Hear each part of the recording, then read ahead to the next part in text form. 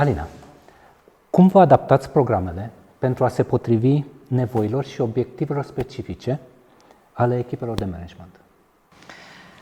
Cel mai important lucru pe care noi îl facem este să ne punem în primul rând în locul clientului. Adică eu, dacă aș reprezenta o organizație și aș vrea să achiziționez un training pentru echipa mea de manageri, cu siguranță aș ține cont de câteva criterii esențiale atunci când l-aș alege. Și unul din criterii ar fi acela de a mă asigura că programul răspunde cu adevărat provocărilor pe care managerii mei le au. Sigur că există provocări, să zic, universal valabile pentru toți managerii și există de asemenea și programe cu o structură fixă, care răspund oarecum unor nevoi. Cu siguranță însă aceste programe nu răspund 100%. Și atunci noi obișnuim în primul rând să începem cu o întâlnire cu clientul, pentru că vrem să cunoaștem și să înțelegem foarte bine organizația din interior. După care avem instrumente proprii prin care căutăm să identificăm adevăratele provocări ale participanților la viitorul nostru curs. La fel, urmează o restructurare a cursului în funcție de aceste provocări și, nu în ultimul rând, efectiv, personalizăm conținutul cursului pe ceea ce au ei nevoie. Un al doilea criteriu de care aș ține cont ar fi acela că acest program să fie mai mult practic decât teoretic. De ce practic decât teoretic? Pentru că informația este peste tot și dacă teoria ar fi suficientă, oamenii ar fi simplu să dea un search pe Google și gata, ar fi manager de next level, să spunem. Ceea ce nu este suficient și știm de asemenea că există o mare prăpastie între a ști și a face. Și atunci, una din provocările esențiale este aceea de a găsi modalitatea prin care să integrezi în activitatea ta, efectiv, cunoștințele din cadrul unui curs. Și ceea ce facem noi, folosim jocuri și exerciții care să ofere exact aceste metode și aceste tehnici, dacă vrei, prin care ei reușesc să pună în aplicare ceea ce au învățat, să zicem, în 2 zile de curs, imediat din a doua zi la locul lor de muncă, astfel încât să se vadă, să obțină cu adevărat rezultate. Și, bineînțeles, ar mai fi și un al treilea criteriu esențial de care aș ține cont, care ar putea să fie așa puțin mai preferențial, dacă trainerul ar avea și experiența practică în domeniul în care va ține cursul, pentru mine ar fi extraordinar. De ce? Pentru că un manager de ani buni poate să structureze și să personalizeze studiile de caz, de exemplu, în care participanții chiar să se regăsească, să se identifice cu acele situații și să poată dezbate diverse soluții. Se zice că o problemă are întotdeauna minim 2 soluții și atunci experiența practică s-ar vedea categoric și ar fi liantul dintre el și participanți. Și cred că asta ar fi extraordinar. Pot să adaug ceva aici și e foarte important pentru noi. Vezi, noi suntem doar 6 acum dintre noi, dintr-o echipă complexă care cumva ne-am reunit pe parcurs. Compania a fost înființată în 2010 și de atunci, rând pe rând, au venit proiecte, dar au venit și traineri cu foarte multă experiență și ăsta e un crez pe care noi ni l-am însușit. Trainerii sunt cu foarte mare experiență anterioară exact pe domeniul respectiv. Dacă lucrăm pe zona de management, de leadership, neapărat trainerul trebuie să fie avut înainte de experiența de training o perioadă, hai să spunem, suficientă pe zona de management. Dacă, nu știu, sau de leadership, dacă livrăm în zona de customer care, trainerul vine de pe zona respectivă. Dacă lucrăm pe vânzări sau pe negocieri, în mod cert trebuie experiența anterioară. Și atunci trainerul e credibil și are impact foarte mare în momentul în care livrează în curs. Și un element extrem de important care rezultă din ce spunea Alina aici este faptul că ne dorim mult ca această competență să fie îmbunătățită încă din timpul cursului, ca apoi să poată să fie aplicată în organizație. Deci așa sunt construite zonele practice din curs. Adică avem destul de multă practică ca apoi să poată să aibă curaj să aplice.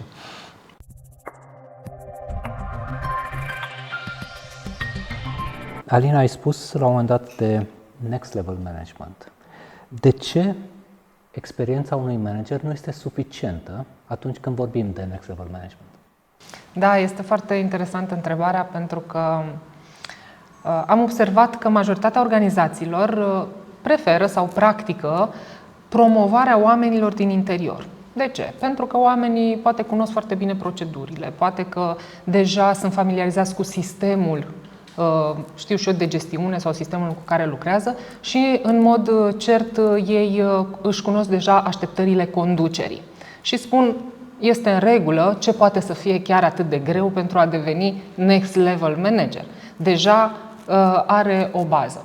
Ceea ce nu spune nimeni când te promovează ca manager și ar trebui să știi de fapt, este faptul că o expertiză, o cunoștință tehnică sau pur și simplu aceste abilități sau competențe, mai bine spus manageriale, de organizare, de planificare, de coordonare a oamenilor, de control, nu te fac neapărat mai bun atunci când comunici cu oamenii, atunci când este important să-i motivezi, să-i mobilizezi ca echipă către îndeplinirea obiectivelor.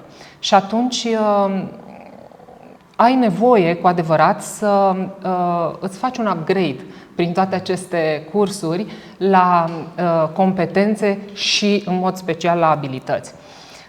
Ar mai fi un lucru pe care ar trebui să-l știi, dar nu ți-l spune nimeni, că oamenii sunt foarte diferiți. Iar tu, ca manager de next level, pe lângă competențele tale, ai nevoie să știi exact la ce este talentat fiecare dintre ei, care este modalitatea prin care poți să-l motivezi pe fiecare, astfel încât să-i conduci către performanță și către rezultate.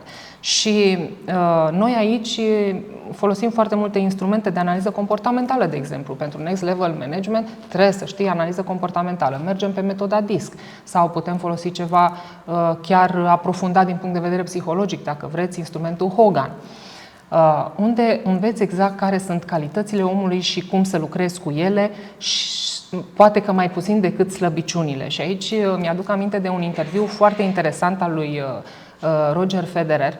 După ce a câștigat un campionat de tenis, a dat un interviu și a fost întrebat: Roger, felicitări, ai fost bun ca întotdeauna, de altfel ai câștigat atâtea campionate, dar cu toate acestea, în setul al doilea, ai lăsat să iasă la suprafață niște slăbiciuni.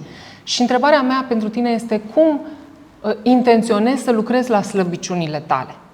Și atunci el s-a uitat direct înspre cameră și a spus: dacă lucram la slăbiciuni, puteam să fiu eventual un jucător mai echilibrat, dar nu câștigam niciodată atâtea campionate.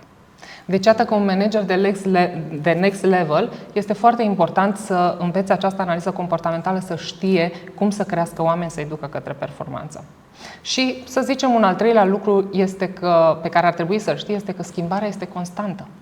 Și tu, ca manager, este important să știi că lumea afacerilor e în schimbare, tehnologia e în schimbare, metodele prin care, știu și eu, poți să satisfaci cumva așteptările conducerii sunt diferite și, nu în ultimul rând, oamenii din generații diferite. Și atunci ai nevoie să îți creezi acest obicei de învățare continuă și să mergi tot timpul la un curs de next level, ca să-i spunem.